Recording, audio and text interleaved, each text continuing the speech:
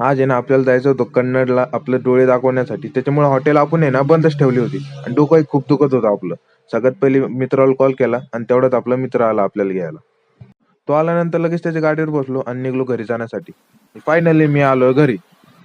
सोडून मित्र गेला होता घरी कारण की त्याला थोडं काम होतं. तिची वाट पाहू तर संध्याकाळ झाली तरी तो आला नव्हता आणि डोकं एवढं दुखत होतं. पाहू शकता तुम्ही. ऑलमोस्ट संध्याकाळ झाली होती तिची वाट पाहू. तरी मी हॉटेलवर आलो आणि हॉटेल चालू करून दिली. तेवढ्यात आला आपला मित्र. डायरेक्ट रात्रीच आला माझ्याकडं. मग आमचं मधीच ठरलं की आज बिर्याणी करायची म्हणून. फटाफट सगळं सामान आणून घेतलं आणि बिर्याणी दिली बनवायला. फटाफट ते केले आणि त्यांनी गरमागरम बिर्याणी बनवून आणली. मग काय आम्ही तिघं बसलो बिर्याणी खायला. मग फटाफट चालू केली बिर्याणी खायला. मस्तपैकी एकामागे एक खास एक नंबर अशी बिर्याणी करून आणली होती. बिर्याणी एवढी तिखट लागत होती की डोळ्यातून पाणी निघत थांबत नव्हतं. तरी एक नंबर बिर्याणी होती. तो पाहू शकतो मित्राच्या एवढ्या डोळ्यात पाणी येत होतं की तो